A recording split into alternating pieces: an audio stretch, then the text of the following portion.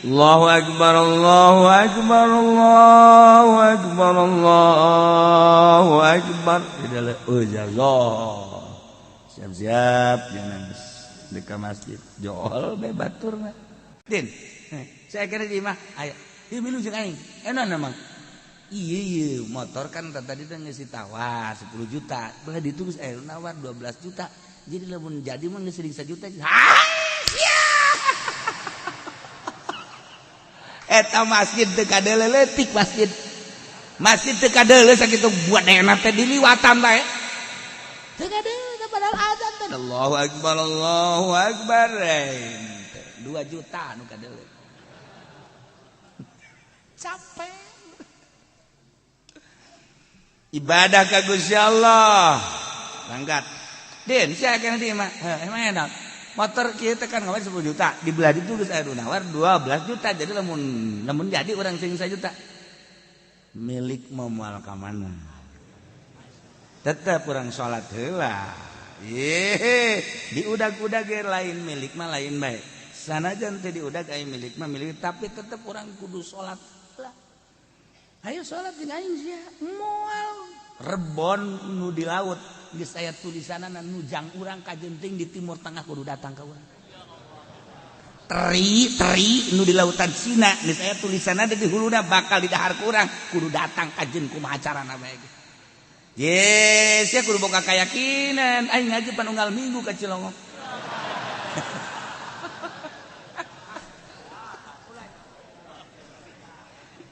Babaturan lana taqiatuddin. Saya dek salat bae. Geus aing mah dek heula bae ieu mah lamun teh mah jadi 12 juta. Atuh sia mah atung jatuh milu ngatuh los. Tas blang aing mah sapira duit 1 juta. Tapi aing ieu ninggalkeun berjamaah sabaraha ganjaranna. Leg-leg ku sia 2 juta loh. Ngomong doang.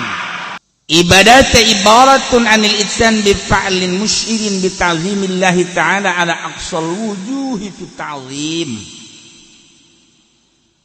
Pelaksanaan ngagawean hiji ibadah ka Gusti Allah ngagungkeun ku ngagungkeun ka Gusti Allah ngagungkeunana nu pohara pisan. Ya Allah. Ya'nihumul ladzina 'abadallaha fis sirri wa dharra. Jelema anu nyembah ka Allah dina keur sehat keur gering. Ibadah ka Allah. Keur sugih keur susah beurang jeung peuting. Qaumun akhadhu min abdanihim fi lailihim wa naharihim beurang jeung peutingna teh ibadah we ka Gusti Allah. Dina hate teh boga pikiran kieu aing teh eueuh tadina ku ari aya nu ngaayakeunna Allah Maha Kawasa Allah pangeran aing geus aya aing dihirupan ku Gusti Allah. Ya Allah ya Rabb. Alhamdulillah abdi teh dihirupan ku Gusti dulur abdi tetangga abdi nu sebaya jeung abdi geus baralik abdi masih kena dihirupan tur dibere sehat. Batur maya nu bengek, darah tinggi dan lain-lain sebagainya tapi abdi mah dibere sehat Gusti. Ieu abdi teh sehat abdi hirup abdi sagala rupa pake ngabakti ka Gusti. Naon ku Gusti dititah? Salat. Lah insyaallah leutik perasaan salat. Puasa, ya sapira puasa. Kecil lamun puasa. Tahajud, ya sapira tahajud. Tuh kan.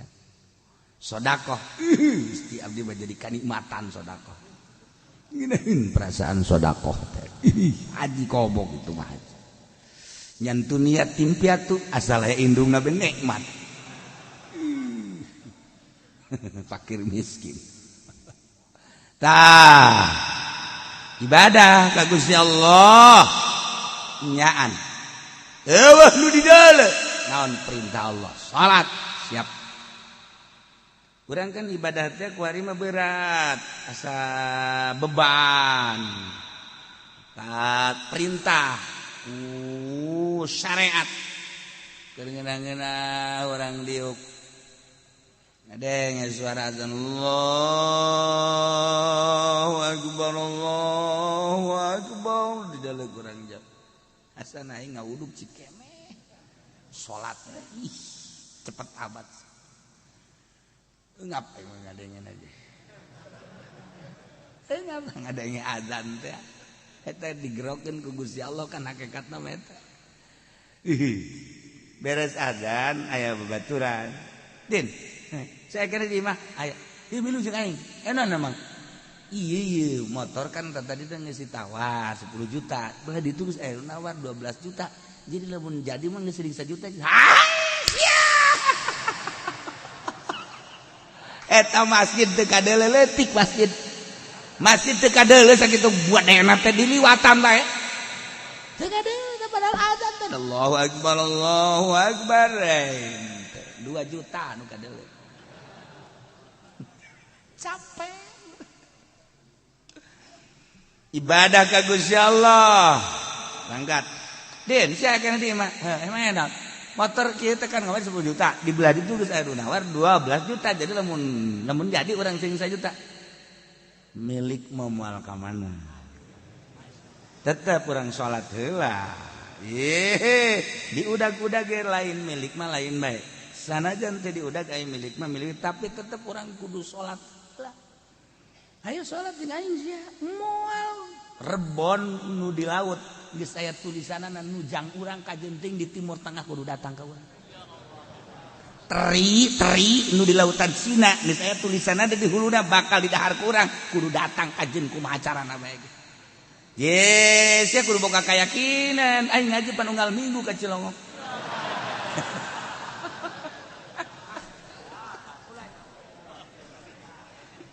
babaturan lana teh kieu din sia deuk salat bae geus aing mah deuk heula bae ieu mah lamun teh mah jadi 12 juta atuh sia mah atung jatuh milu ngeuman los tas blang aing mah sapira duit 1 juta tapi aing ieu ninggalkeun berjamaah sabaraha ganjaranna leg-leg ku sia 2 juta los ngomong doang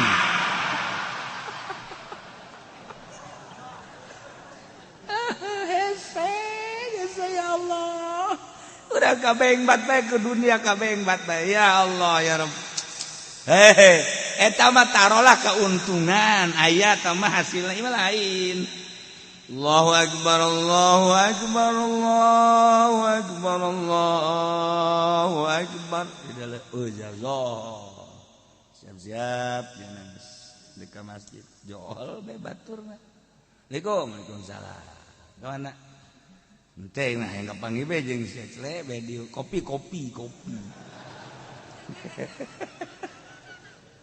aju aing teu mau rokok kebeneran atuh pangmeulikeun heula dibeureikeun aing plak eta pan uplek tah ngarokok ngopi ngarokok deureus rokona tinyana mah pun ti urang keneh aju terus bae salat geus ka mana bae eta kan rugi jasa coba lamun hebat mah kieu ente mah kopi ieu ieu ka kieu gampang orang ngopi ngapa ngarokok tapi orang salat teh lah berjamaah ya tuh salat mah panjang keneh waktu teu bisa aing mah ieu lamun teu berjamaah ngageter hirup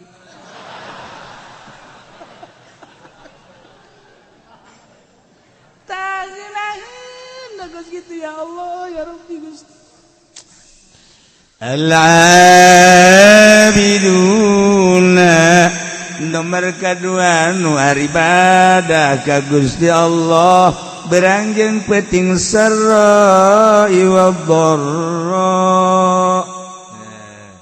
keur boga keur teu boga tetep ibadah ka Gusti Allah sehat jeung gering tetep ibadah ka Gusti Allah berangjang peting tetep ibadah ka Gusti Allah tentu ku Allah engke bakal dicoba sia teh ku aing dicoba keur loba mah ka aing ibadahna para cik ku aing dikurangan ku ari dagangna merosot ekspor impor geus eueuh ku ari bahan bakuna geus eueuh properti ting jarungkal ku ari toko kitu keneh Indomart ge geus tinggal bangunanna doang sabar subur ge buarali karyawanna cingluh ge kuari geus hampir-hampir goyang.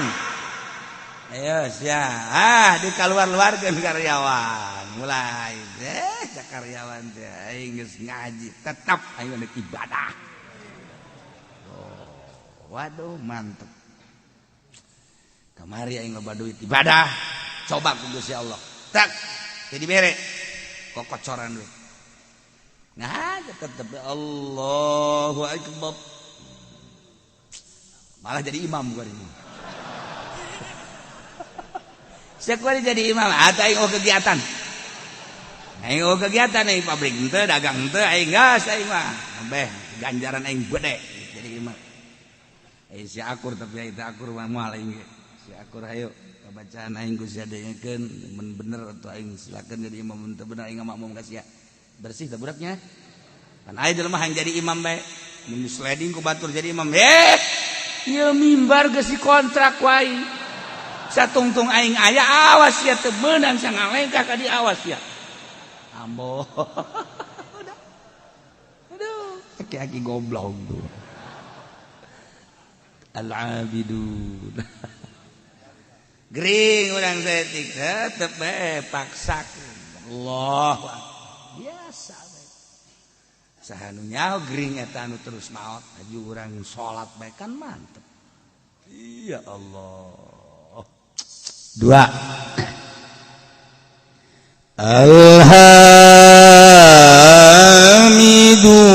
Alhamidun anu mararuji kabeh ka Allah ala kulli hal setiap situasi jeung kondisi kumaha bae selalu muji ka Gusti Allah. Jelema anu muji ka Gusti Allah dek teu muji kumaha atuh. Dek teu muji kumaha sabenerna mah ka Gusti Allah. Urang teh eueuh ka aya nang Allah, ya Allah ya Rabb alhamdulillah diayakeun. Geus aya di hirupan Gusti alhamdulillah. Abdi teh diurus ku Gusti. Sanggeus diurus urang sehat alhamdulillah dibere sehat. Geus sehat teh pan karasa kuari. Dahareun nu amis karasa amis, nu asin karasa asin, pahit karasa pahit, peuheur karasa peuheur. Eta kan ngaranna sehat lokos kitu teh. Gusti alhamdulillah. Alhamdulillah. Peuting karasa peuting, beurang karasa beurang. Pan kadang-kadang jelema teh sehat bah, beurang teu karasa beurang, peuting teu karasa peuting. Teu sehat ngaranna. Ieu mah sehat alhamdulillah. Muji ka Allah. Ya Allah ya Rabb. Ketika orang diberi gering sales mah masih muji alhamdulillah. Lah sapira sales mah batur mah lumpuh. Urang diberi laleles tapi bisa kere lempang. Alhamdulillah Gusti kekarek diberi leles batur mah geus teu bisa lempang. Diberi orang geus teu bisa lempang. Alhamdulillah Gusti batur mah teu bisa diuk, abdi diuk bisa keneh. Bisa urang atuh mah diuk, tuh kan bisa diuk tapi teu bisa lempang. Alhamdulillah batur geus bisa diuk-diuk acat. Wari mah bisa ngedeng doang, tapi robah mah bisa batur bae teu bisa robah-robah acan abdi mah ya alhamdulillah ngedeng mah bisa, robah bisa. Ngomong mah ngeunah. Kadak dibere pararanas beungeut bae ge. Batuk saeutik, maju bae. Teruskeun salat. Neng bilang, aing mah geus baal salat, bongan ku Allah dibere gering. Gusti Allah tolol teh budak. Ku aing nyoba ka sia. Muji terus ka Gusti Allah. Alhamdulillah. Li'anna Allah akhbara an ahli al-jannah bi annahum yahmiduna Allah ta'ala. Sebab Allah ngabejaan ka urang kabehan tentang ahli surga, bahwa ahli surga teh maruji selalu ka Gusti Allah. Dina Al-Qur'an dijelaskan wa akhiru da'wahum anil hamdulillahi rabbil alamin. Selalu maca alhamdulillahi rabbil alamin.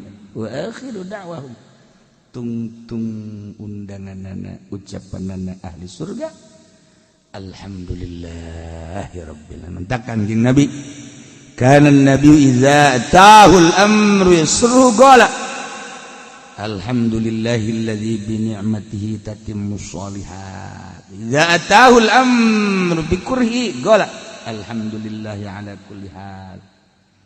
Lamun kangjeng kadatangan perkara nu ngabungahkeun macana alhamdulillah bi ni'matihi tatimmus shalat tatimmus shalihat. Tapi lamun nilai hiji perkara kadatangan hiji perkara pika embungeun macana alhamdulillahi ala kulli hal. Ya Allah ya Rabb. Masyaallah tuh ya. Awwalu man yud'a ilal jannah yaumal qiyamah alladzina yahmiduna Allah ala kulli hal bis-sarra'i wad-dharra. Pangheulana jelema anu disambut, anu digerokeun, anu diprioritaskeun ilal jannah ka surga yaumal qiyamah, jaga di poe kiamat, alladzina yahmiduna Allah ala kulli hal. Jelema-jelema anu maruji ka Allah tina setiap tingkah fisarra'i wad-dharra. Kabeh ge atunan Allah tinggal muji bae geus ka Gusti Allah mun hayang pangheulana digerokeun ka sorga. Geus bae urang selalu bersyukur muji ka Gusti Allah dengan bahasa alhamdulillahirabbil alamin. Sok biasakeun ti kuari. Hiji at-taibun, dua al-abidun, tilu al-hamidun.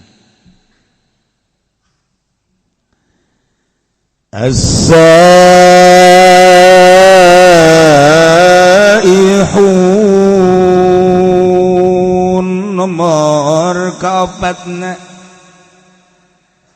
As-saihun teh ditafsiran ku Imam Jalal teh as-saimun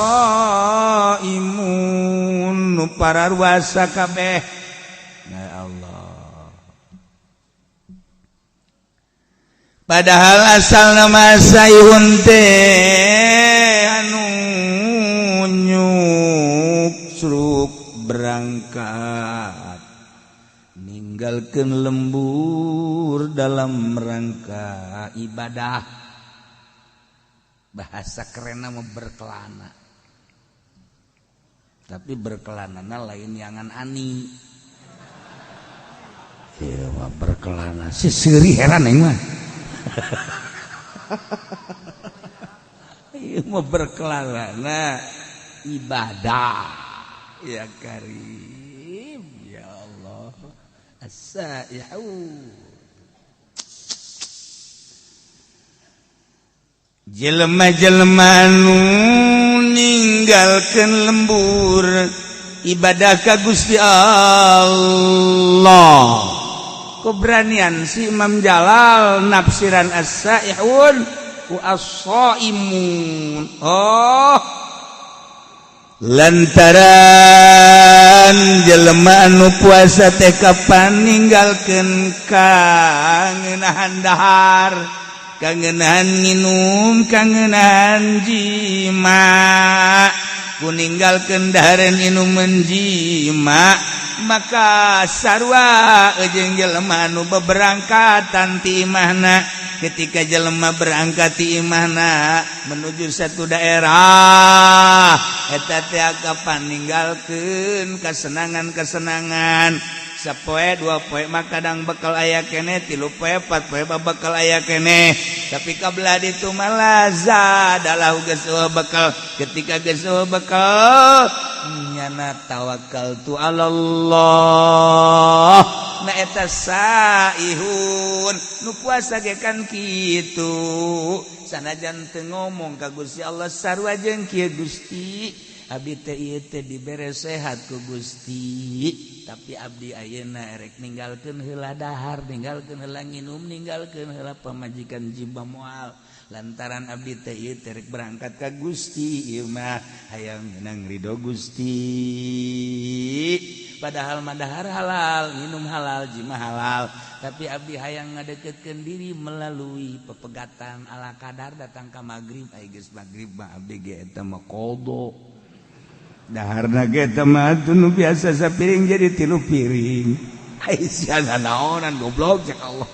Ai indeu pepegatan ulah rosa teh gatu magribna. Hampura bae Gusti mah. Tah eta kan pepegatan tagarana saihun.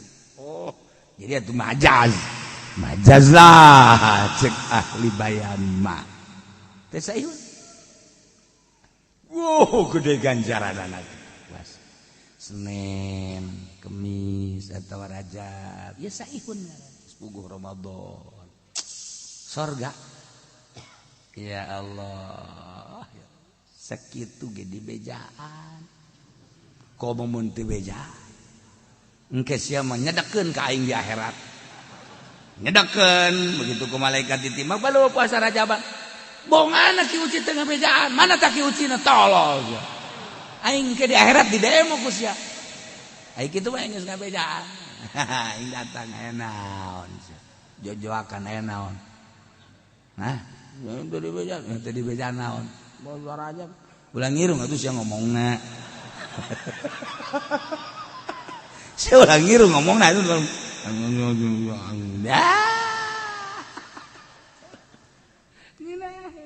Aing malah nyedekeun ka sia. As-saihun. Ya Allah, ya Rabb. Ya.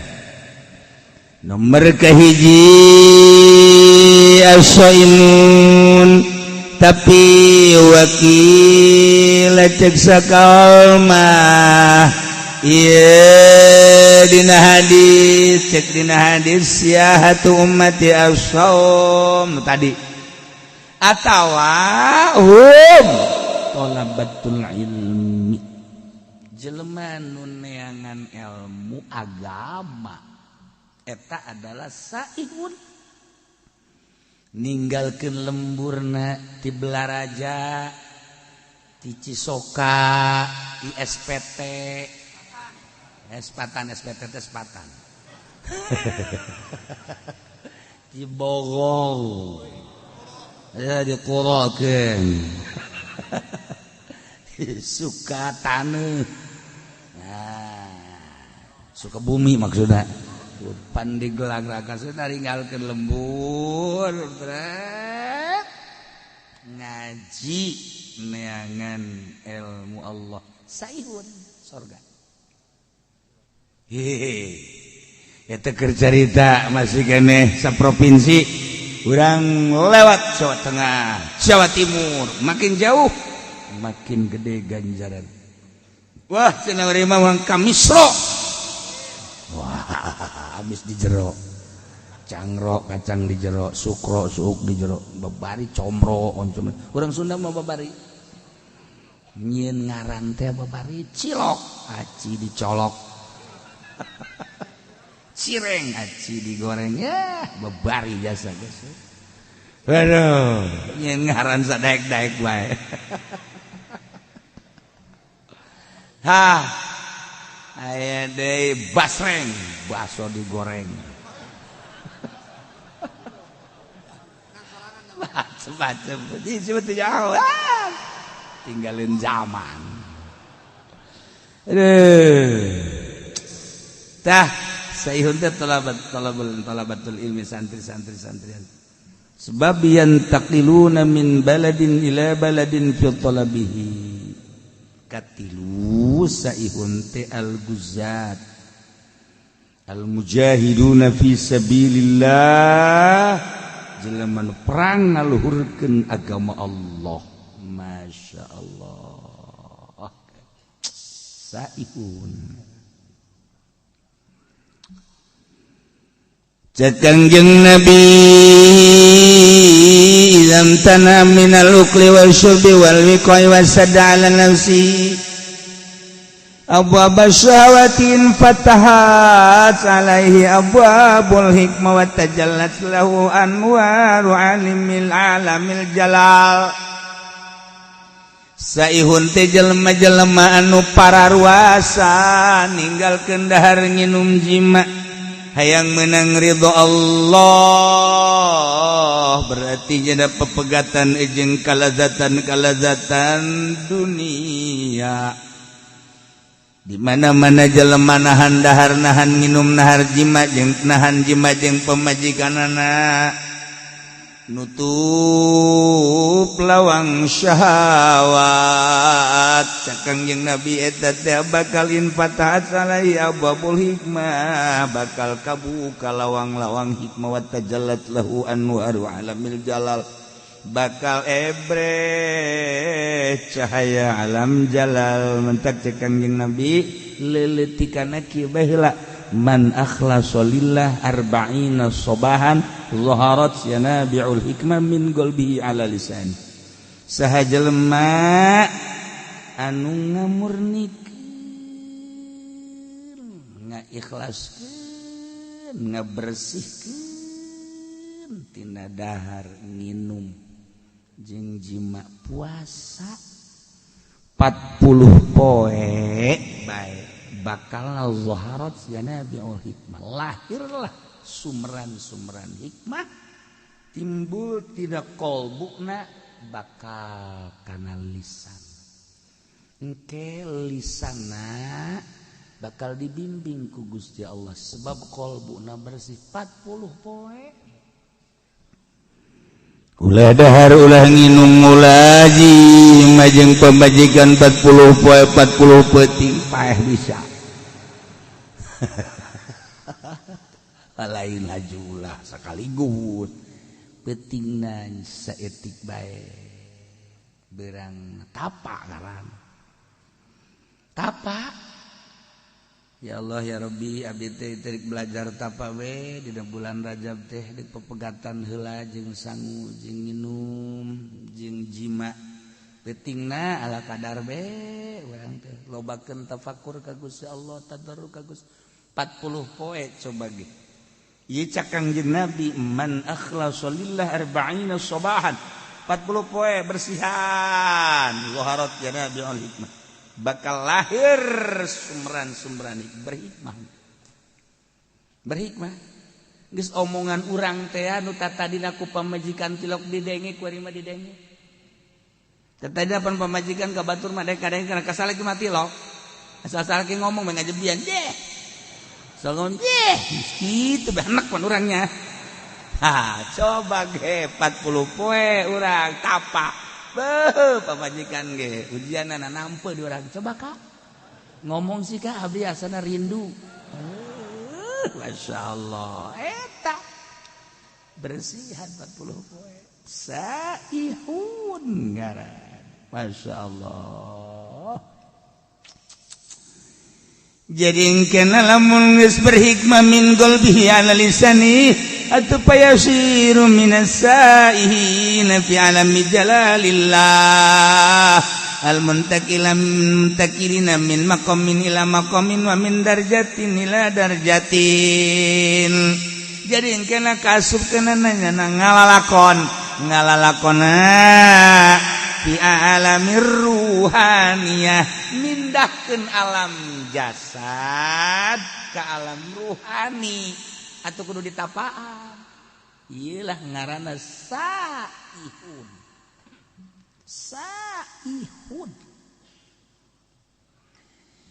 di Bani Israel baheula teh aya hiji perguruan di mana-mana asup kadinya guru ruhani kita puasa tapa ngaranna riyadhah 40 poe 40 peuting lanjut ku ari ge masih bala di Israel di Bani Israel asal geus tapa 40 peuting deuleu jeung degena berubah ambeuna berubah ku ari geus jadi aya di alam ruhan hebat eta perguruan ruhani mun ku ari thariqah nu asli. Nah aya hiji jelema asup ka dinya eta teh bagi teh tukang zina lacut mabok aing asup ka perguruan ieu lah riyadhah nya 40 peuting biasa bae cara itu sesuai jeung aturan guruna baturna lah lulus nya mah henteu batur lulus nya mah henteu dedeleuan batur geus beda dedengean geus beda perasaan geus beda nyana mah tetep bae ngabaged laporan ka guruna cenah cak Kangjeng Nabi man akhlasa lillah arba'ina subahan yuharat yanabiul hikmah min qalbi ala lisan kula geus kurang kumaha cak cenah ieu geus ninggalkeun lembur ninggalkeun dahar ninggalkeun nginum ninggalkeun jima tapi kok batur lalu lulus kula henteu mana ucapan Kangjeng bau nungtutnya na cak guruna tenang dipandian ku guruna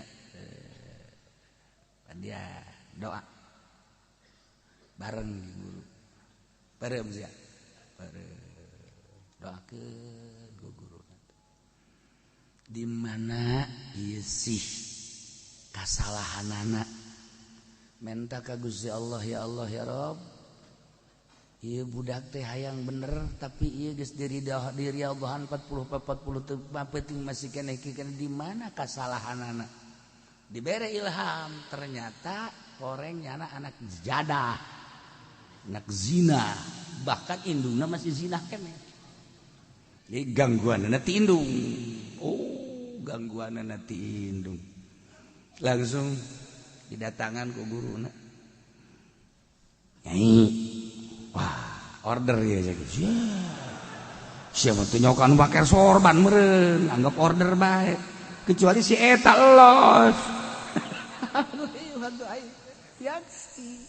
ini bangsa apa berenya lu datang teh pajadek mau order naon iya kalengitan anak leungit cek anak kugu waduh tukang neangan order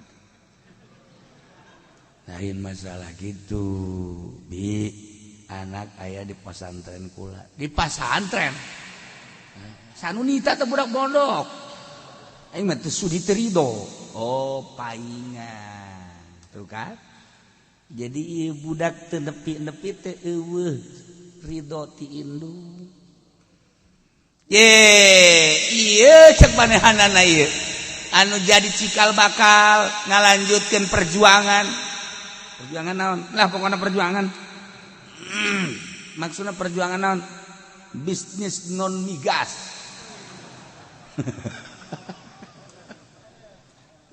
ya anak kula horeng pesantren paingan kula teh angan nu bae tah mah ridokeun bae nya binya ridokeun anak geus pesantren di imah di ditu bahkan geus 40 bener leungit geus 40 poe ieu ngajakan apa hayang sorangan manehanana hayang mengabdikeun diri ka Gusti Allah lantaran kaya miskin beunghar nu kukumaha ge bakal paeh becek man lah mani ngabdikeun diri bae ayeuna riadoh masyaallah teh budak ku suci-suci teh pikiranana padahal dibere dahar tina hasil non migas tapi ya budak naon gitu jadi bagus itu diridokeun atuh geus ieu sabodo jana dek ibadah mah ka Gusti Allah balik deui geus diridokeun ngadoa deui memeh ngadoa cik anakna mama abdi kuari geus berubah pemikiran abdi dedeulana indung tah didu jadi urang deuk usaha nu mentek ngajejes indung ditoler-toler mah urang dek naon indung tak indung pengabdian urang ka Allah tapi wasilahna kudu aya ridho indung birrul walidain masyaallah cak guru dade sia kudu perasaan we kuari mah geus dayangna naon cenah hayang jeung Allah tah eta geus teu hayang diberenan teu hayang abi mah geus jeung Allah tah urang teh ibadah supaya datang ka dinya tah supaya datang perasaan teh jeung Allah urang mah dongeng doang pan atuh dongeng doang mah riadoh henteu naon henteu kita puasa Senin Kemis bolos kita puasa Rajab bolos kita Ramadan hampir kumaha asa yahun masyaallah indah ieu ka makom ruhani urang puasa beta puasa nyetikan tapi dahar mah dahar tetep nginum tapi saeutik beda ge perasaan lain deui dedelan lain deui aju embung ka mana-mana embung ka mana-mana sayahud tuh kan ya kari Lailah jelema mukmin anu bakal dibubungah ku surga 8. Nomor kahiji at-taibun, nomor kedua al-abidun, nomor katilu al-hamidun, nomor kaopat al-as-saihun, jelema nu pararuasa ninggalkeun kalazatan dunia menuju ridho Allah, atawa talabatul ilmi ninggalkeun lembur demi untuk meraih ridho Allah melalui ilmu Allah. Teu asup salian teh ilmu Allah mah. Ilmu teh kan kabagi dua, aya ilmu dunia, aya ilmu akhirat. Nu dimaksud di ilmu akhirat. Ilmu dunia mah kacau bae. Ilmu dunia nama ilmu dunia nu lain ilmu akhirat, ilmu dunia kacau. Ieu bae ilmu akhirat. Atawa guzat al-mujahiduna fisabilillah. Mantap Kangjeng Nabi Isa disebut Masih Saihun, Masih Isa al-Masih, al-Masih ibnu Maryam Isa. Masih teh nya nama teu boga tempat. Kangjeng Nabi Isa mah teu boga tempat tinggal. Matak lempang bae terus mah dakwah terus. Masih ibnu Maryam teu boga tempat. Mantak kurang kuari riweuh amat teu boga tempat bagi kudu membingung. Kangjeng Nabi Isa mah teu boga. Teu bogaeun sajengkal-jengkal aja. Ya Allah. Nu laloba ge ditaringgalkeun ku urang geus itu urang kumaha Allah bae. Cenah dibere alhamdulillah, teu dibere alhamdulillah. Tah supaya datang ka dinya tah. Hes.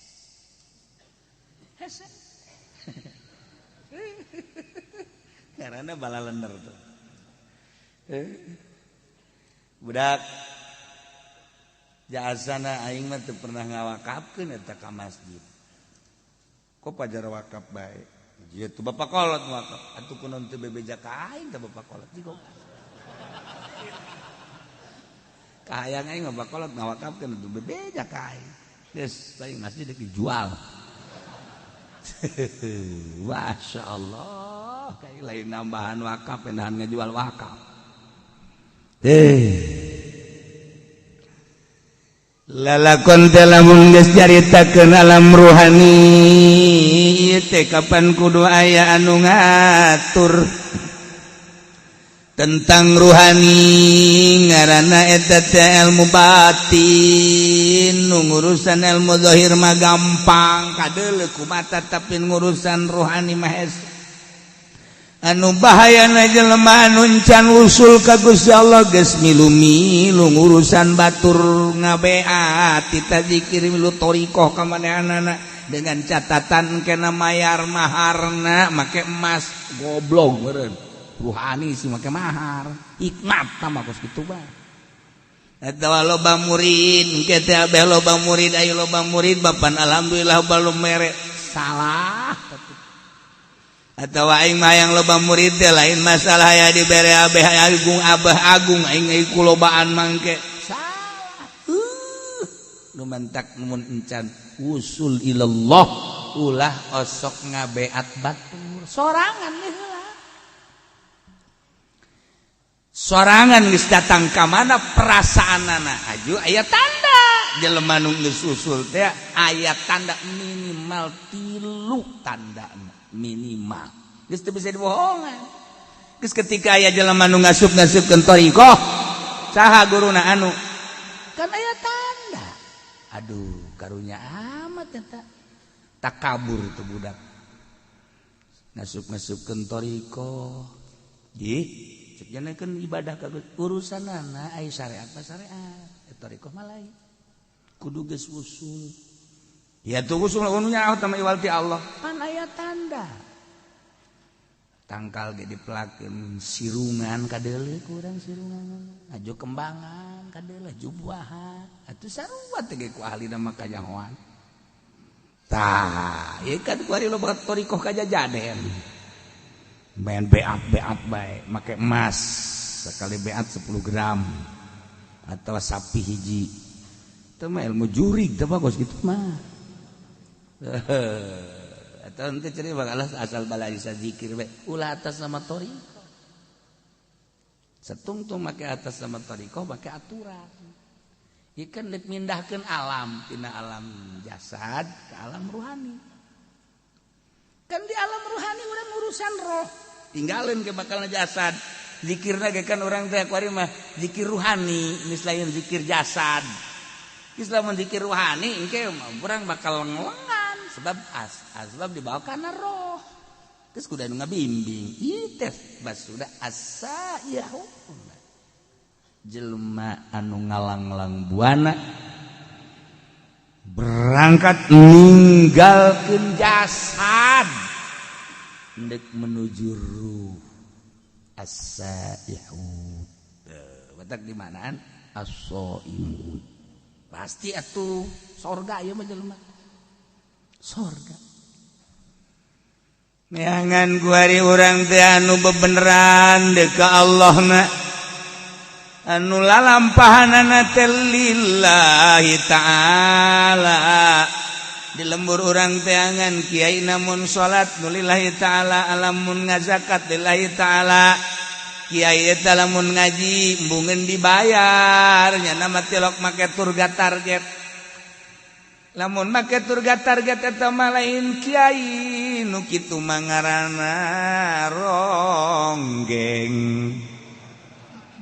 mun aya kiai make target tukos kitu ngaranna ronggeng kiai hijikeun jeung sinden Karawang saihun mah lain kitu lillahi ta'ala oh sasalaman ipis teu kudu usahana mah lillahi ta'ala ditarima ge paling 10.000 barang mung kandel mah teu kudu ente ulah ente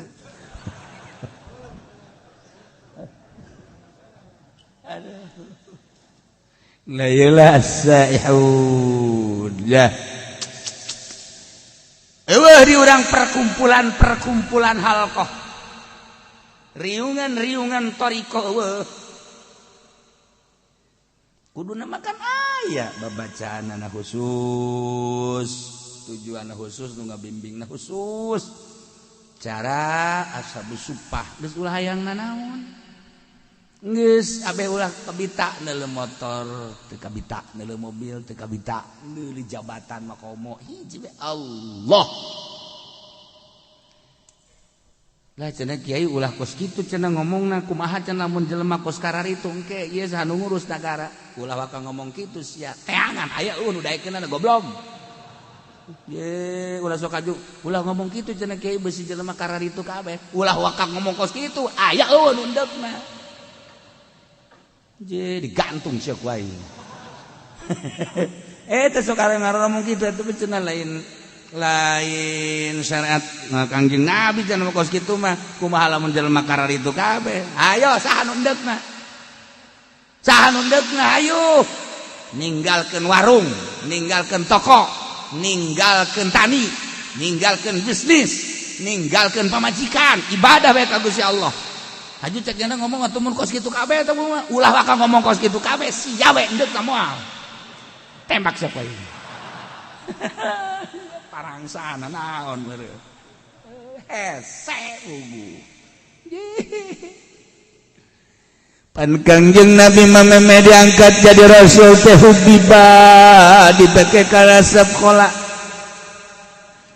nyepi heula Kangjeng Nabi teh dibere embung babarengan jeung makhluk jeung jelema teh dibere embung ngadenge suara-suara jelema teh dibere tebet tangah hiji jeung jelema teh hubiba ilayal khala resep nyepi datang ka Kangjeng Nabi teh naek ka Guha Hira sorangan memeh diangkat jadi rasul teh mawa bekal Kangjeng Nabi teh Zamzam ala kadar roti ala kadar korma ala kadar pertama Kangjeng Nabi teh di ditu teh kan saminggu naik deui ka ditu teh jadi 12 poe naik deui 15 poe dibere resep nyorangan di Gua Hiro teh eta gunung teh can pernah katincak ku jelema Kang jeung nu ngamimitianana masyaallah kan ibadah bae ka Gusti Allah teu hayang ngadenge jelema suara-suara studi ka Gusti Allah lempeng ka Baitullah ibadah tahanus ngaranna dibere resep kos kitu nu mah tak wajar lamun malaikat Jibril datang sebab keur nyorangan urang mah kuari can pernah riadoh di pondokna ge di pondok modern boga jaringan organisasi barang datang ka imah dek urusan agama ti mana horeng tai podol sero teu pernah tapa ieu di pondok pesantren salafiyah bae kuari geus unu tapa komo di SMP lain soreng sanawiyah maksudnya lain ulah tapi lain dek urusan agama tah mah tarasi ulah dipotong atuh kiai sekaligus ngomongna ke admini jeung terasi kan jadi beda aing bae aing ngomong tah engkena jadi kada demes kana dunia kada demes engkena kada dunia lah cenah kiai henteu ieu mah deuk nyeun pondok pesantren modern tapi teu kada demes kana dunia nonggeng aing mana jelemana beungeut tak kos kumaha kiai salafiyah hese ngariung asal tadi dibere berkat bae haju bae ngahiung ulah sok kasinggung ieu mah deuk nyaritakeun lain nyinggung hese maksudna hese mantak neangan kiai nu asup ka Golkar lillahi taala mana coba kiaina mana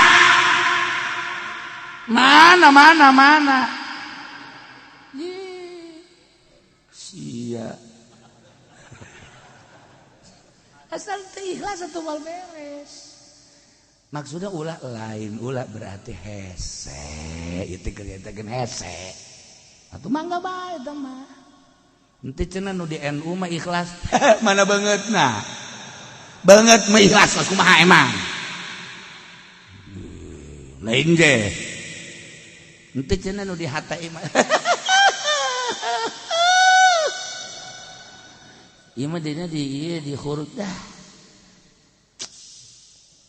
maksudna kumaha kieu kudu riyadhah heula geus beres hasil riyadhah ket teu hayang kana dunia nafsuna geus bisa dielehkeun hasil riyadhah hiji waridu di deuleu agama mangga deuk dicing di NU macang caya deuk boga organisasi mangga deuk di HTI sakae deuk di hurud di Muhammadiyah sabodok geus ikhlas jasa acara ieu mah deuk di Golkar bae lantaran ieu mun kiayan mangga asal ulah resep geus kana dunia demi agungna bangsa jeung nagara aing deuk cicing di Golkar aing deuk nyieun yayasan teu hayang aing mah kana dunia ieu mah bener-bener ngadidik atuh mangga tuh kan hasil riyadhah heula engke karasana mah niat jelema lamun geus tersep kana dunia urang hayang deukeut tapi lamun resep bae kana dunia urang embung okos ka Habib baheula mah urang resep jasa ka Habib teh lantaran teu resep dunia ya sing iki mah mengkonon tah kan ka kiai deh ka kiai ka guru baheula mah kan diajeng-ajeng mama sumping kuari mah itu guru datang deui karena ke minggu kamari ku geus datang deui bejakeun aing eueuh kitu geus teu hayang kapage jeung guru goblok ulah disalahkeun habibna ulah disalahkeun kiaina nu disalahkeun kepribadianana cinta dunia ajakan ngaji ku kabehan nongtrong sapeker dulur ayo orang ngaraje hayang ngaraje teu hareangeun masyarakat kunaon lain deuk ngaji di benak hatina hayang dibere di benak hatina hayang meuli ban setipan pun siang hooh bersihan riadoh ngaranna sok geura di gunung urang cicing udag ku jelema di leuweung urang cicing di udag ulah aya hayang dibere ulah hayang dunia hiji Allah as-saihu puasa teu dahar teu ginu mah gampang tapi puasa ulah hayang dunia mantak lamun hayang lu sahabat datang ka Kangjeng ya Rasulullah kenal abdi mah ieu teh hayang luhur mungguh Gusti ibadah abdi hayang dihormat ku jelema ulah menta ulah menta dihormat ku jelema satungtung sia menta moal dihormat jeung bakal dijauhan ku jelema kok situ sia Rasulullah sebab dunia dipake ka resep ku kabehan sia na resep atuh besi kacokot kan ku sia usahakeun sia ulah menta bahkan batul mere ge ku sia ulah ditarima coba ge mun teh diudag ku jelema coba abdi rek meraktekeun dipraktekeun ku sahabat masyaallah datang ka ngarumpul di sisi imah ya ini kamarana iya kula iya mawa iya korma iya mawa roti iya mawa iya yang kadahar ente aing mah teu hayang geus hayang ari tuh ente hayang kadahar bae wow antri jelema mun kuari antri ka Haji Pendi ditarima ngawarung aing teu kudu balanja ceknya lah ieu sakit tolol di mah rokok diberean dijual roti diberean dijual kabeh dijual nah ceknya ieu teu kudu modal emang dek tolol mah gampang asayuda hese asayuda ye kudu berangkat madak di manaan ku aso imun teh eta teh lain sembarangan nomor kedua talabatul ilmi santri eta kan santri teh ninggalkeun lembur jauh ka dulur ka indung ka bapak sanggeus cicing di pondok ngaji bae aju indung jeung bapana kadang-kadang pohoan nu kuduna mah sabulan dikiriman depan ieu mah poho sabulan setengah can dikiriman depan eta budak mah terbengkalai teh di pondok teh ya masyaallah nyana ge ngalamun bae aing siboga bapatan teh ieu aduh ya Allah ya Rabbi aja budak lah balik bae mah jatuh dikiriman balik waalaikum saji jasia balik ieu aje nanaonan sia balik tuh lain disambut nanaonan Bang kuduna makan mikir heuh aing telat ieu ieu mah lain nanaonan sia balik ye tepan eta henteu lamun nyeri hate anakna kulantaran anakna geus nujuleuna Allah gas aing mah geus kajen teu dibiayaan ge ku Gusti Allah ja kiaina ge mere dahar ieu ka aing tungtuna mah neumleukeun we Pak tah ieu talabatul ilmi pegat kan tina segala mah gede ganjaranana masyaallah puguh guzat mah ieu mah teh dibanan as-shaimun as-saihun lalakon ibadah ninggalkeun alam jasmani menuju alam ruhani ieu cerita tafsir as-shaimuna di jero deui atuh eta teh tadi ngalep ngaranna sakumaha dongeng tadi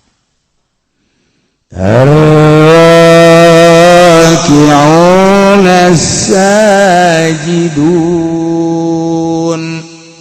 anu raruku kabeh jeung nu sarujud al musalluna tegasna nu sarolat rakiun jeung sajidun teh teh kinaya kana salat sebab hiji ibadah anu dirukuan kecuali salat hiji ibadah anu disujudan kecuali salat dimimitian kunang tung dah nangtung masih kene loba anu nyaruan tapi ketika ruku jeung sujud mah geus nu mantak nu dimaksud nama rakiun sajidun teh salat tapi nu diomongkeun nama rakiun sajidun teh jeung qaimuna sebab qaimun mah aya anu ngakuran tapi ruku jeung sujud mah teu aya nah nu bakal dibubungah ku sorga mukminun teh anu arraki'una sajidun sarolat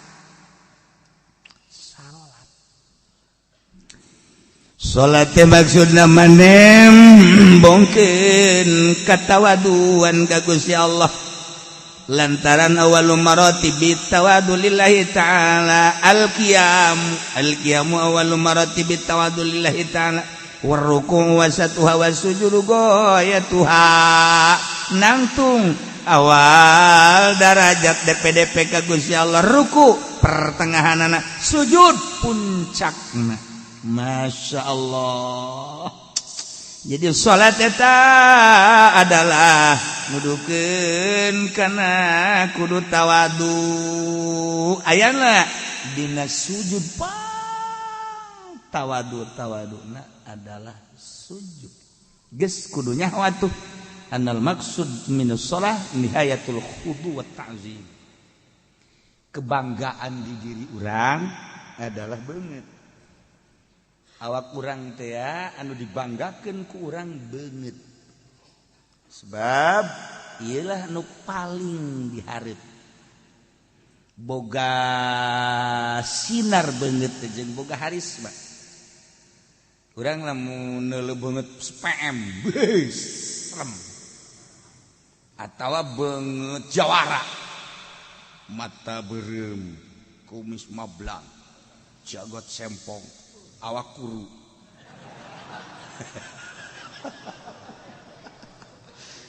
ceking teh eta kan urang sieun namun kuru jasa lamun lintuh jasa eta sieun namun lu biasa mah awak kan teh sieun ieu mah kuru jasa tapi kumis gede sieun urang ieu jelema normal teh sieun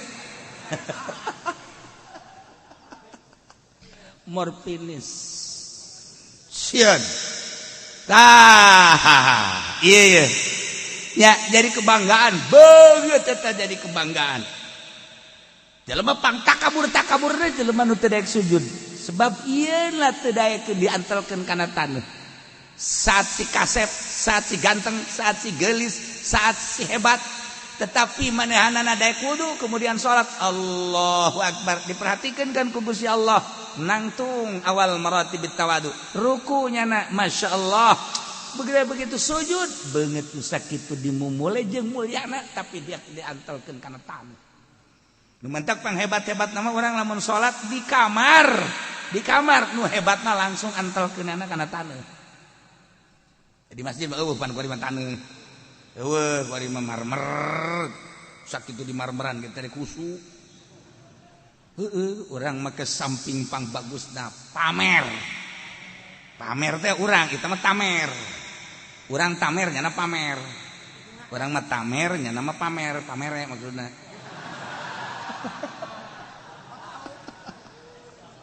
samping nu pang bagusna baju nu pang bagusna sajadah nu pang bagusna nya di jero masjid nu pang bagusna kopeah nu pang bagusna geus kabeh pang bagusna salat apa ngajamin husu kolbuna can dibersihan mah lain terletak pada pakaian pada kolbu pakaian mandek bagus deh kumaha engke kolbuna geus bersih mah ngunaheun ieu kolbuna supaya nyebut Allahu akbar teh hiji Allahu akbar Allah maha agung supaya datang urang ka Allah maha agung salat urang teh ya bener-bener tawadu jadi berarti beneran salatna aya sahabatna Rasulullah salat hayang bener sih kumaha ti mimiti wuduna nu bener cak Kang wuduna heula nu bener lamun wuduna bener salat teh bakal bener tu wuduna ge teu bener sakumaha papatong hisang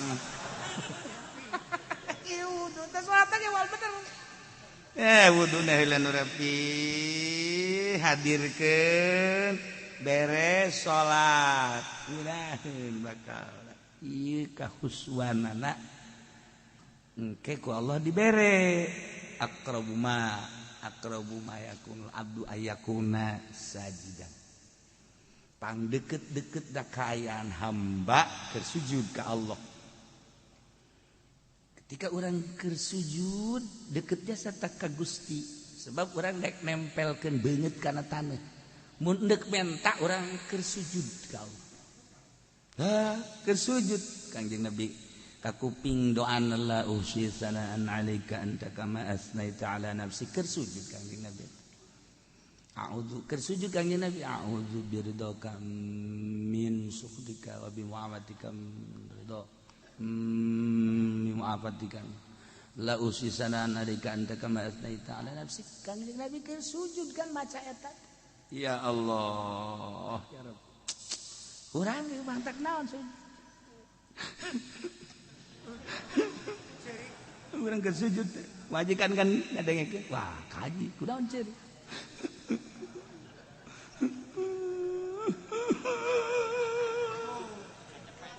Majikan ge baktara milu. Milu nya ge milu ceurik.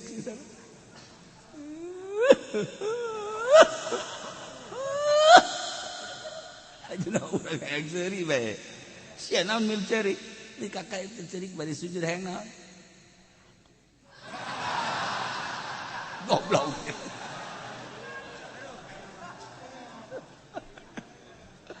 Peta keur sujud urang naon kabutuh urang.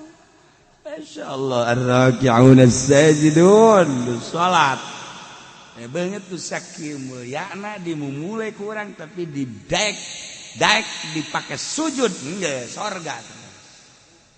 Iyalah ar-raki'un as-sajidun. Masyaallah. Al-amiruna bil ma'ruf wan nahuna 'anil munkar. Urang nu nyaritakeun salat nya. Ieu keur carita we heulanan. Sayyidina Abu Bakar Siddiq radhiyallahu salatna 2 rakaat nya nama penting. Sholli sunat tahajud rakaatin Allahu akbar 2 rakaat doang ngan saquran.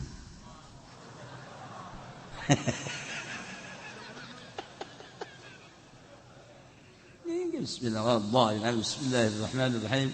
Alif lam dzalikal kitab la raiba fihi hudal lil muttaqin alladziina yu'minuna bil ghaibi. Ruku engke wal yatalattaf wala yushriku ahada. Allahu akbar. Rakaat kedua wal taraf datang ke kul a'udzu birabbin nas. Sayyidina Abu Bakar Siddiq radhiyallahu. Sayyidina Umar salatna sarua 2 rakaat saquran. Sayyidina Utsman mah sarakaat saquran. Jadi 2 rakaat teh 2 Quran. Ulah loba omong anu sejen nya. Ieu mah urang asa urang nyaho bae mah heulanannya. Ulah loba omong eungap kadengena. Lu bentak Sayyidina Utsman mah gelarna ge Zinnurain. Zinnurain teh ngabogaan 2 cahaya sebab nikahna ka putri Kangjeng 2 diborong Sayyidina Utsman. Ye, Ruqayyah pupus nikah ka Ummu Kulsum. Tak Ummu Kulsum pupus nikah ka Siti Ruqayyah. Eta Sayyidina Utsman mentak Zinnurain perintah ku Gusti Allah, ti Gusti Allah kawinkeun deui ka putra anjeun Muhammad. Sebab naon? Salat tahajudna sarakaat saquran. Jadi 2 rakaat 2 Quran. Percis kos urang mah kitu.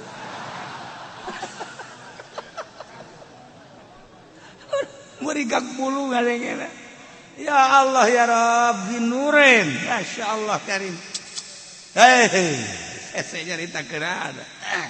Tuh sarua Sayyidina Ali ge kos kitu badak Khulafaur Rasyidin kumaha nandinganana. Ye.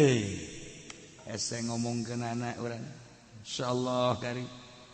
Kabelah dieuna dihitung ku urang, dihitung pembacaan. Lamun hayang tamat teh hayang tamat coba kurang dikejar. Lamun urang sajuz 1/4 menit 1/4 jam berarti kan sajam sabaraha? Iya. Dalam sekolahna teu naik meureun budaknya. Kunaon kadinya jawabanana. Inditkeun pod.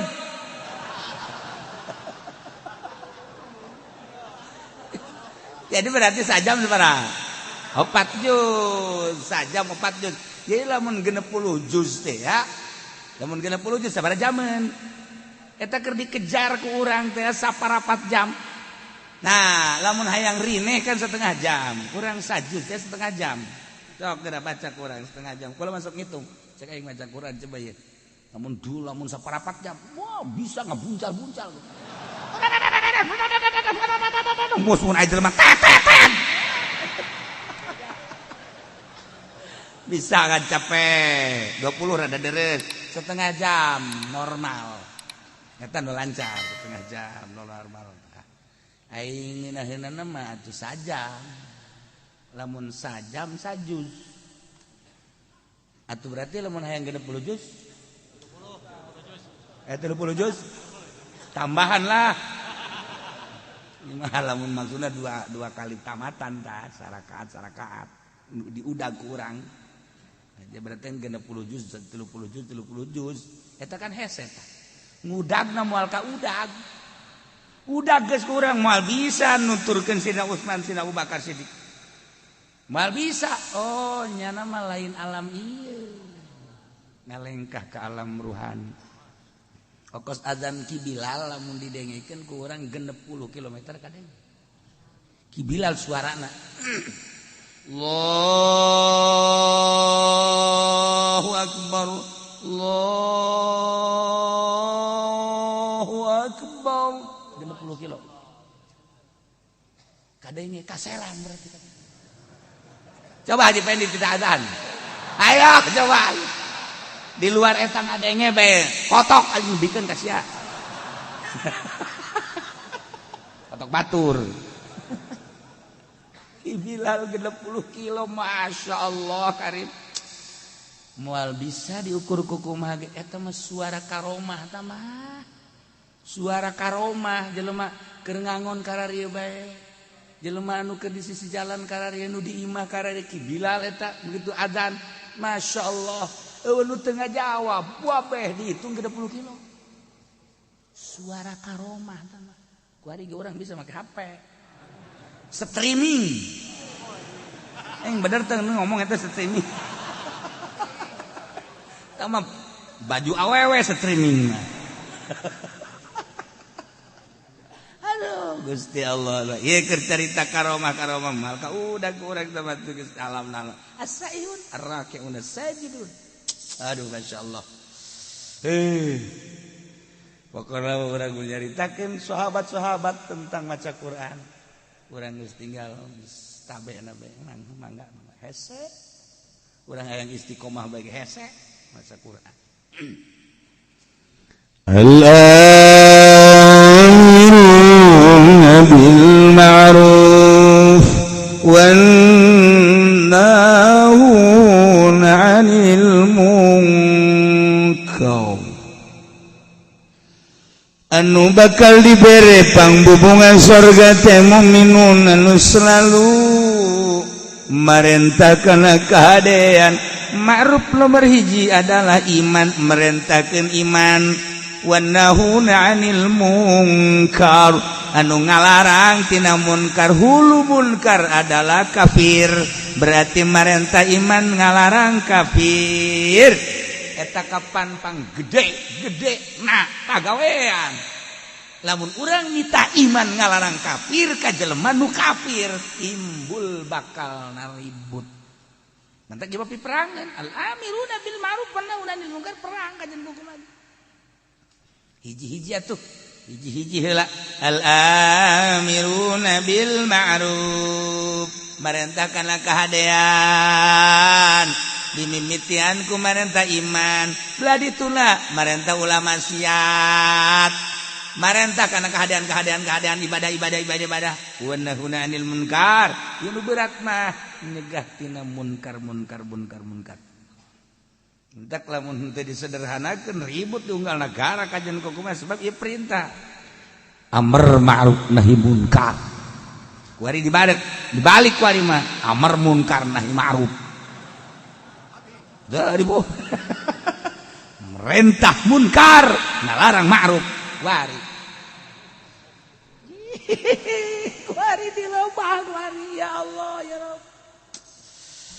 Geus urang atuh aya mah sabisa urang bae amiruna bil ma'ruf sabisa urang naon nu urang bisa diparentakeun jeung naon nu urang bisa dilarang. Cara urang bae melalui pengajian, melalui rajaban, maulidan jeung sajabana urang terapkeun al-amiruna bil ma'ruf wan nahuna 'anil munkar.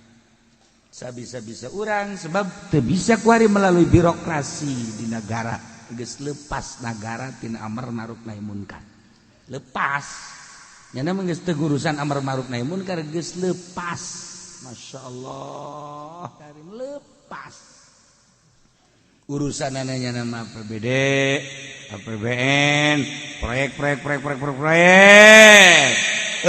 Urusan agama eueuh. Bentak ditegoran ku Gusti Allah, banjir, angin, gempa. Tegor ku Gusti Allah, ulah kamalina anteuing sia teh hari rub teh marukan kumaha.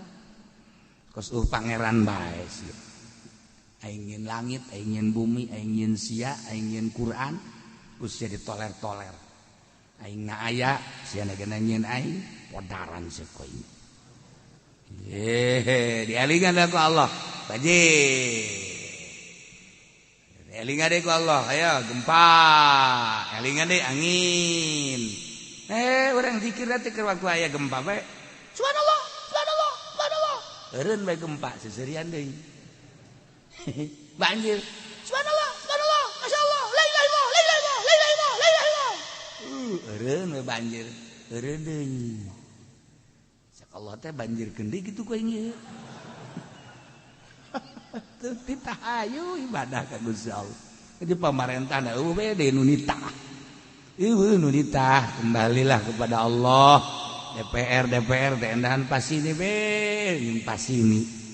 Hayu nitahan coba tuh. Ditahan babalik ka Gusti Allah lobakeun istighfar. Jadi urang ngeunaheun gitu tang ngadengena. Eueuh we nu ngahayu-hayu kejadian alam. Asal banjir kejadian alam. Gempa kejadian alam, angin kejadian alam, kabeh kejadian alam. Kanu bogana kaditu. Masya Allah. Ya al-amiruna bil ma'ruf wan nahuna 'anil munkar wal hafizuna li hududillah.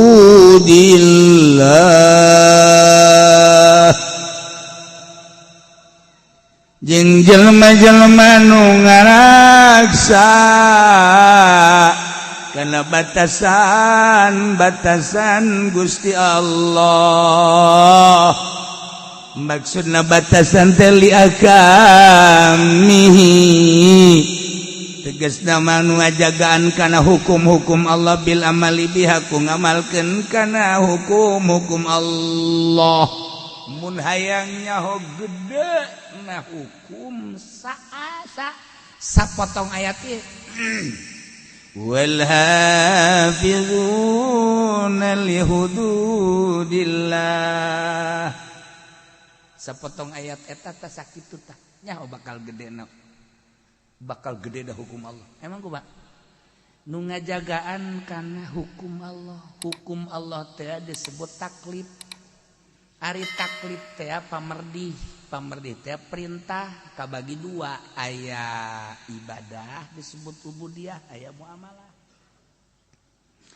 Ibadah ya ieu teh urusanana patalina jeung salat, jeung beatuh engke dina fikih babus salat.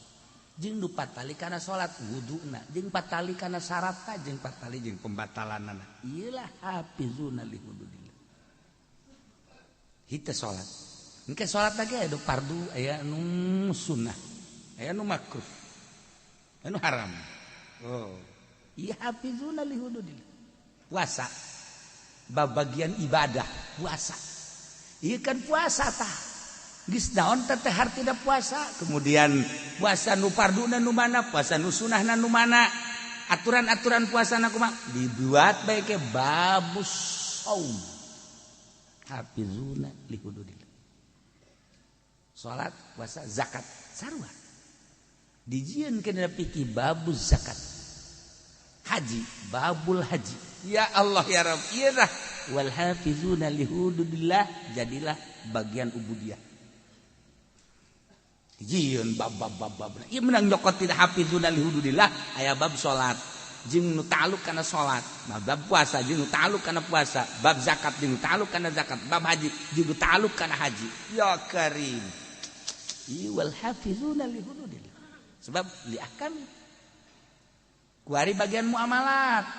Bagian muamalat eta aya anu patali, jeung usul asolah, jeung anu gair asolah.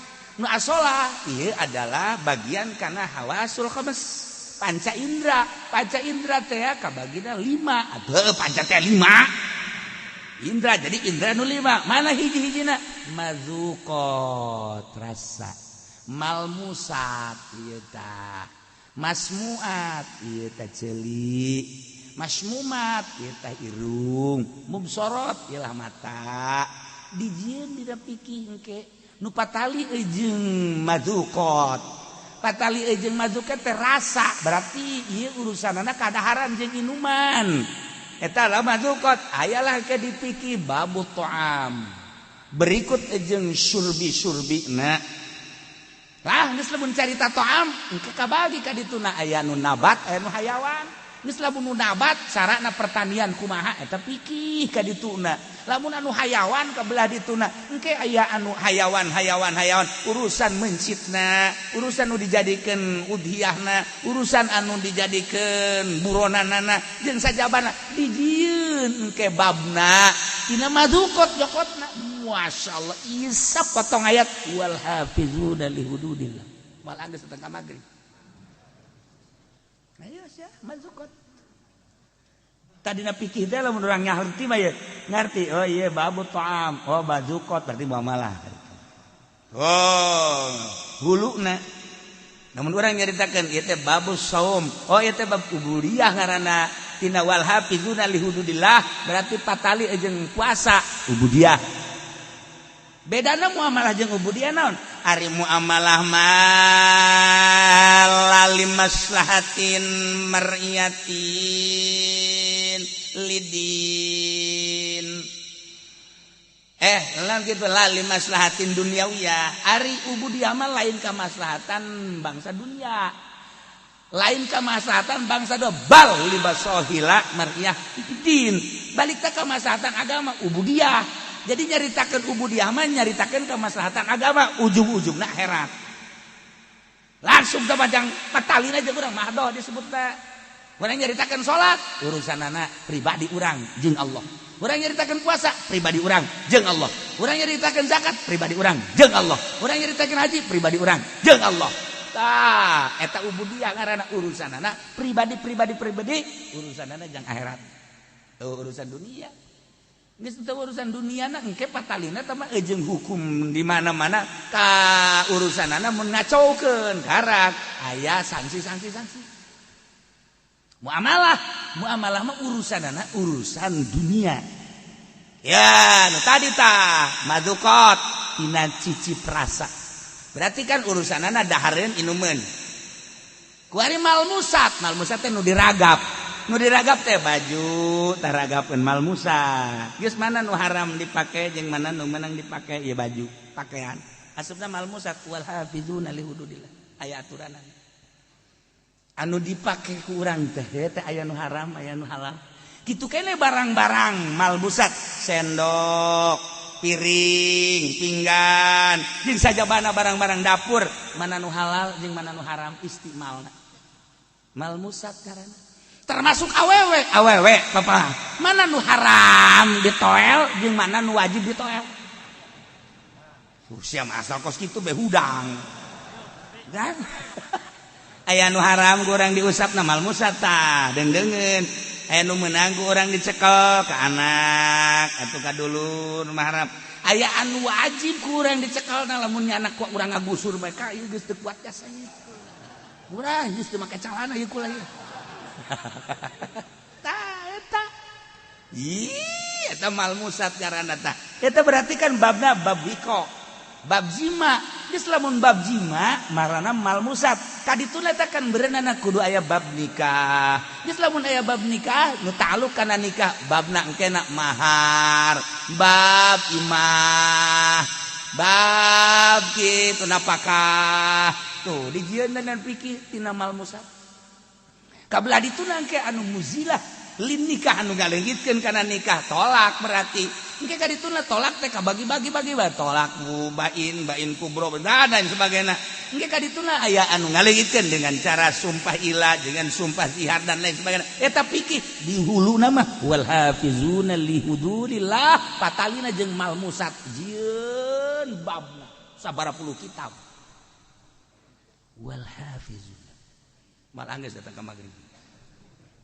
Malah ayo sia karake madukot nomor kedua mal musab nomor katiluna masmumat nu kaambe naon nu kaambe ku urang anu halal anu haram anu makruh urang teh lamun nyium pamajikan diciumkan di ambean sunah menang ganjaran tapi lamun dihandapeun bujal ka handap udah coba-coba ambean ku sia buka di ambean eleh ke bodongkol mah. Tah ieu Mas kumaha teh aturan-aturanana. Dibere dijieun babna dina fikih ya karim. Doh mazukot, mal musad, kemudian ayeuna mah masmumat.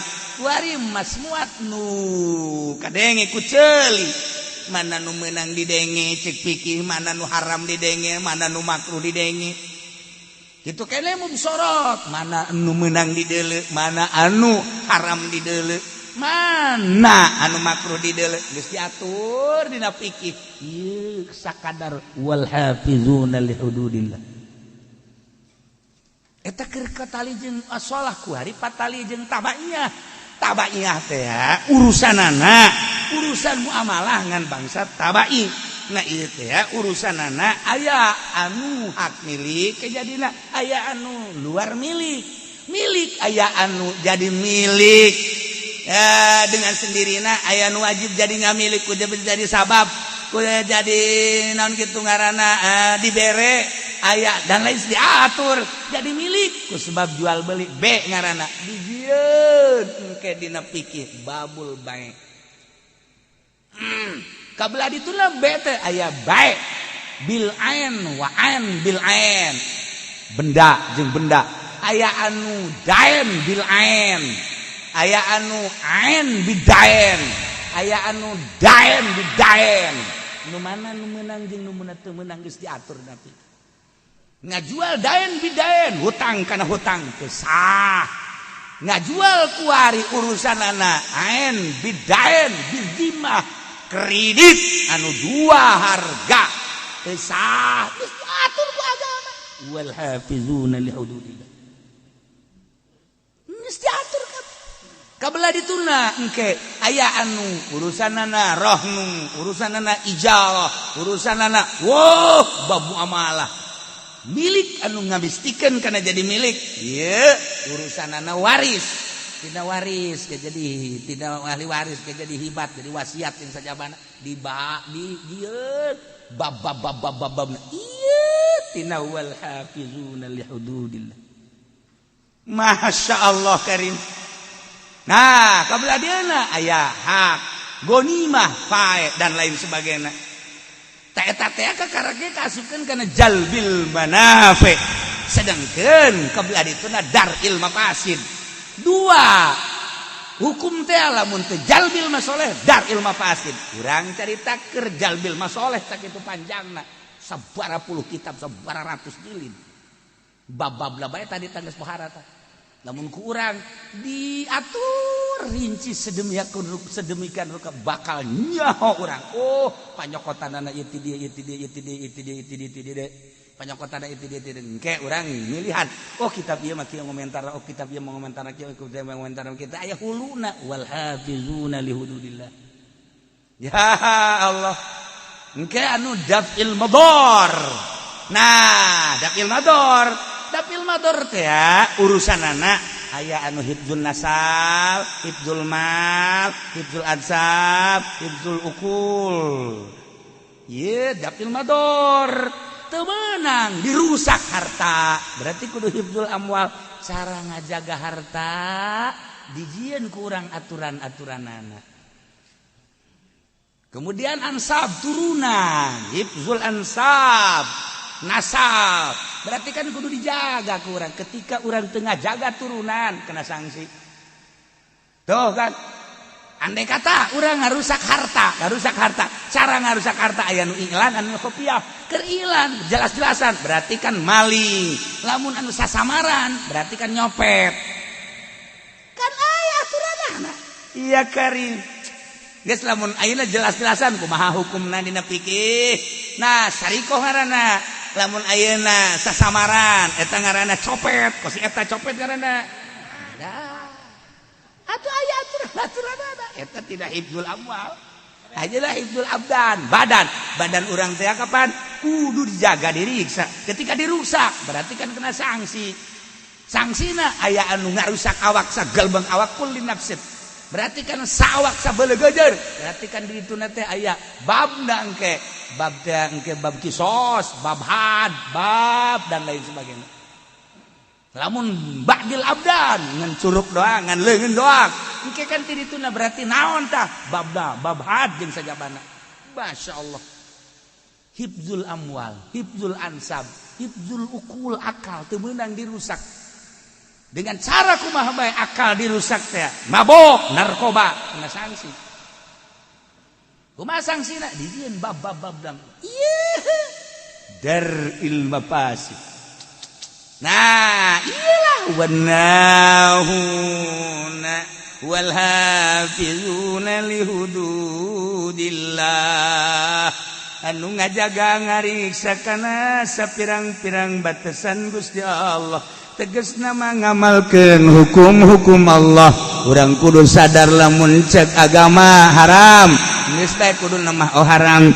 Lamun cek agama halal, kudu nemah halal. Saeukeun sanakeun ku urang. Oh iya mah makruh hayu tina ubudiyah tina muamalah engkena dijadikeun bae 5 4 geus ubudiyah tina muamalah munakahat jinayat jeung jinayah 4 jadi ngajikeun kajonteun ka luar negeri kajonteun ka mana bae nyaritakeun fikih mah hulu nangan 4 doang. Hiji ubudiyah, nomor kedua muamalah, nomor katilu munakahat, nomor kaopat jinayat. Ieu dan dina ayat teh ieu wal hafizuna li hududillah. Sakitu doang. Geus talar ieu teu bisa kabeh. Talar ieu teu bisa kabeh hese. Al hafizuna li hududillah. Ya Allah. Maha kawasa Allah, maha besar Allah, maha segala-gala Allah. Dengan sekelumit bahasa Gusti wal hafizuna li hududillah tapi kerangkum kabeh karampid kabeh pikih sab pikih kabeh sadunya aya kabeh di jero ayat wal hafizuna li hududillah. Nu 4 hulu teh tadi hiji ubudiyah, 2 munakahat, 3 muamalah, 3 munakahat, 4 jinayah. Tidinya dijieun bab puluhan di kitab disyarahan deui. Ya Allah ya Rabb. Nu jelas mukminun anu wal hafizuna li hududillah ngajaga ngariksa ngamalkeun kana hukum-hukum Allah. Nyangakeun sadaya-daya kumaha cak Allah bae. Abdi mah geus percaya bae cak Allah haram-haram, cak Allah wajib-wajib, cak Allah sunah-sunah. Geus moal aya ruka-reka eta mah hawa nafsu teh mah nu kitu ngaranna. Cek Allah salat wajib abdi bandek ngalaksan, cek Allah zakat wajib abdi bandek, cek Allah puasa teh Ramadan wajib mangga. Haji kitu keneh aya lain dilarang mah ku pamarentah basa aya corona. Tuh, yang bandek bae kitu teh tuh nya. Henteu ka abdi mah. Ieu urusan-urusan nu dilarang soal jual beli, berarti mau muamalah hambalah ya muamalah. Kitu keneh munakat mana, kitu keneh jinayat abdi mandek nurut bae ka Gusti Allah jahirup malila di alam dunia. Nah, wal hafizuna li hududillah ngamalkeun kana hukum-hukum Allah. Ieu anu bakal meunang pangbubung. Wa basyiril mu'minin bungakeun ku anjeun Muhammad para mukminin sarana bere bil jannati surga ya Allah mukminin lanu boga karakter ataibuna al-abidun al-hamidun as-sa'ihun ar-raki'un as-sajidun al-amirun bil ma'ruf wan nahuna 'anil munkari wal hafizuna li hududillah etalah anu bakal dibere pangbubunga sorga wa basyiril mu'minin mudah-mudahan urang kabehan dibere bisa muka mata hati urang sehingga urang bisa ngamalkeun ayat ataibuna sampai dia jeung urang nemah ka Gusti Allah Subhanahu wa taala hingga urang dibere ku Gusti Allah pangbubungah urang kabehan bakal dibere sorga kabeh asup ka sorga kabeh berangkat menuju sorga babarengan jeung guru-guru urang jeung pemimpin-pemimpin urang dihuluan ku Kangjeng Nabi Muhammad sallallahu alaihi